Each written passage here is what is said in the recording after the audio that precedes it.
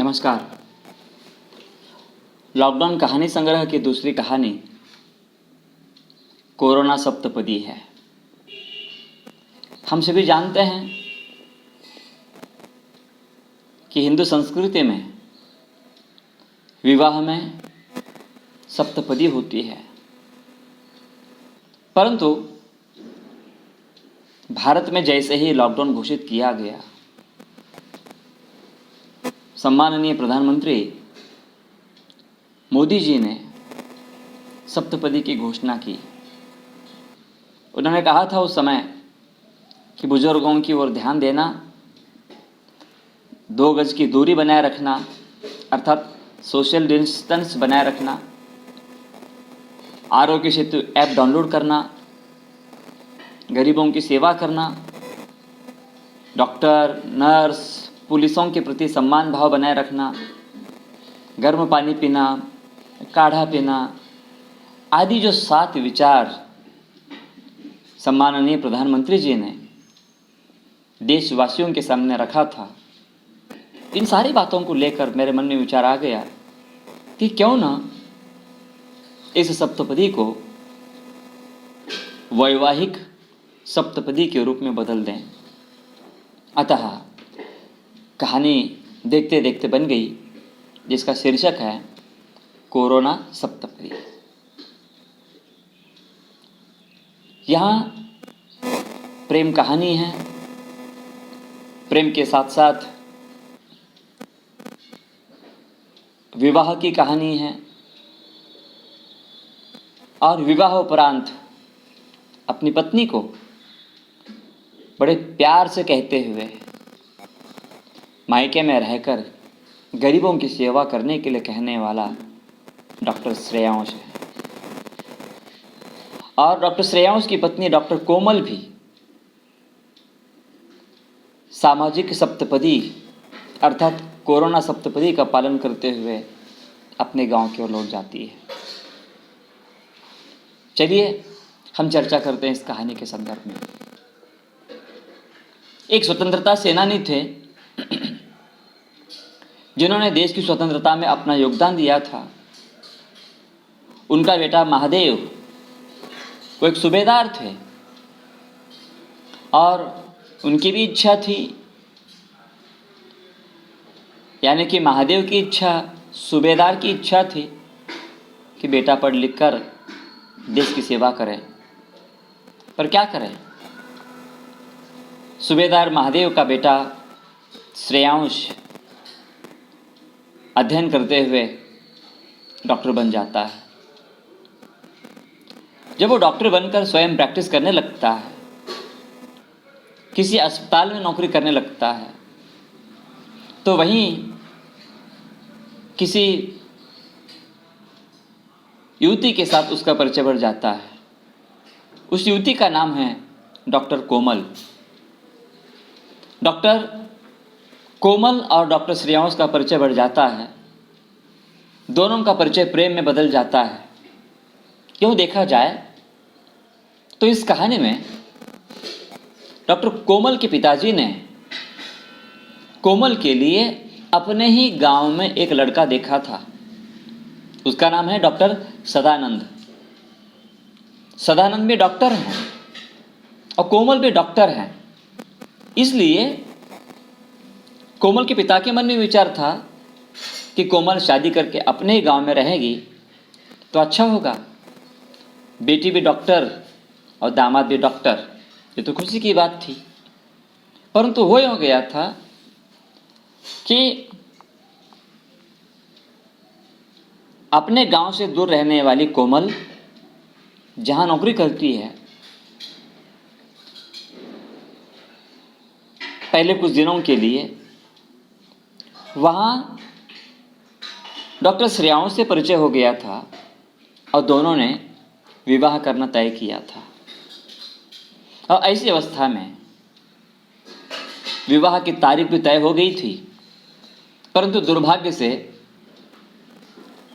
Corona virus के कारण lockdown घोषित कर दिया गया। आपने देखा होगा कि पिछले साल अर्थात 2020 में लॉकडाउन के कारण सामाजिक गतिविधियां ठप हो गई थी। कई लोगों के विवाह पोस्टपोन कर दिए गए। बिल्कुल ऐसे ही डॉक्टर श्रेयांश और डॉक्टर कोमल का विवाह भी पोस्टपोन कर दिया जाता है। जो एक बार होता है, दो बार होता है, तब जो है कोमल के पिता को गुस्सा आ जाता है, क्योंकि उन्होंने कई बार कोमल को समझाया था कि गांव में ही रहने वाले सदानंद के साथ शादी करोगी तो अच्छा होगा। पिताजी ने वैसी बात भी चलाई थी, पर कोमल को वो बात मंजूर नहीं थी, इसलिए मानो उनके पिताजी की नाक ही कट गई थी। गांव में लोग कहते हैं और कोमल के पिताजी भी सोचते हैं कि लॉकडाउन की वजह से शादी पोस्टपोन करनी पड़ रही है। एक बार दो बार, पता नहीं लोग क्या कहेंगे, एक भय कोमल के पिताजी के मन में है। और ऐसी अवस्था में कोमल एक बार डॉक्टर श्रेयांश को फ़ोन करते हुए पूछना चाहती है कि शादी कब करनी है। इसलिए कहानी की शुरुआत ही ऐसी है। हेलो, मैं डॉक्टर कोमल बात कर रही हूँ, क्या डॉक्टर श्रेयांश से बात कर सकती हूँ? इतना कहने के बाद सामने से उत्तर आता है, सॉरी मैडम, सर अभी आईसीयू में मरीज देख रहे हैं, सीरियस केस है। Okay, no problem. कहना आप कि डॉक्टर कोमल का फ़ोन था। कितनी बार वो फ़ोन करती है, डॉक्टर श्रेयांश उसके फ़ोन का उत्तर दे नहीं पाते। आखिर हार कर वह देर रात फ़ोन करती है।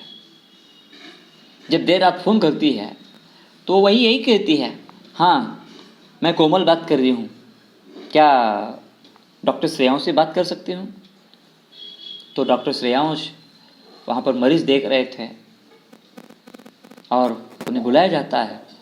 कोमल पूछती है, क्या इतनी देर आपने भोजन भी नहीं किया और मरीजों की सेवा कर रहे हो?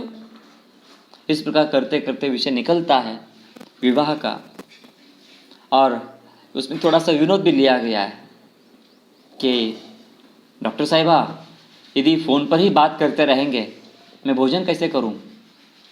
तब जो है डॉक्टर कोमल कहती है, ठीक है बाबा, रात हो गई है, पहले भोजन कर लो और अपने स्वास्थ्य की ओर ध्यान देना।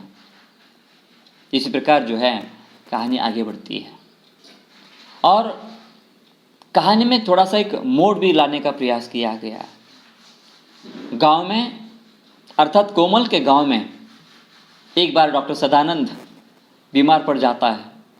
अचानक तेज बुखार और सर्दी खांसी के कारण सांस भी नहीं ले पाता। ऐसी अवस्था में डॉक्टर सदानंद को गांव से शहर ले जाना अनिवार्य हुआ। तब कोमल स्वयं कदम आगे बढ़ाती है, डॉक्टर सदानंद को शहर की ओर ले जाती है, जहां उसका होने वाला पति, उसका मंगेतर डॉक्टर श्रेयांश काम कर रहा है। तभी रास्ते में विचार आ गया कि कई दिनों से श्रेयांश की माता का विचार था कि बेटे से मिले, क्यों ना उसे अपने साथ ले जाएं। ये सोचते हुए डॉक्टर कोमल श्रेयांश की माता को भी अपने साथ ले जाती है, क्योंकि उनका गांव ऑन द वे ही था।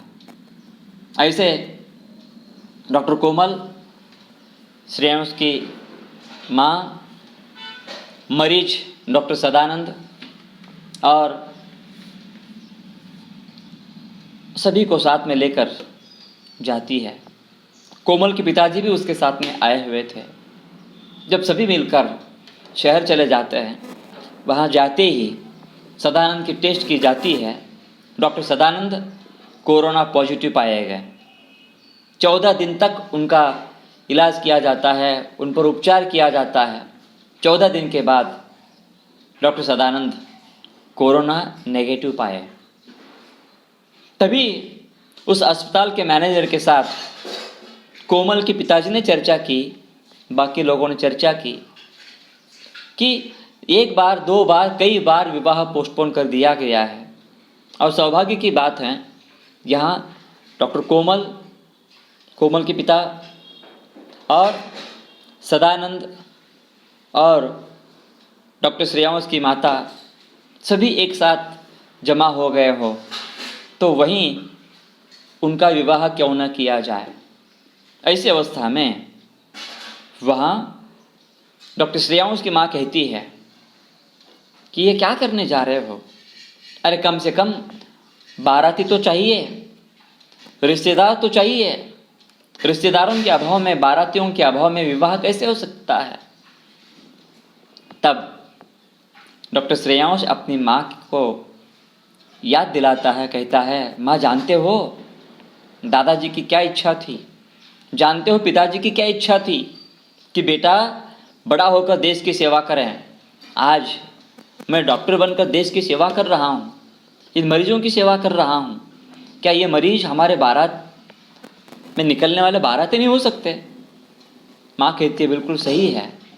और बस कहीं होटल से, दुकान से शक्कर मंगवाई जाती है, मिश्री मंगवाई जाती है, और देखते देखते मैनेजर की उपस्थिति में अलग ढंग से जो है मिठाई बांटते हुए कोमल और डॉक्टर श्रेयांश का विवाह हो जाता है।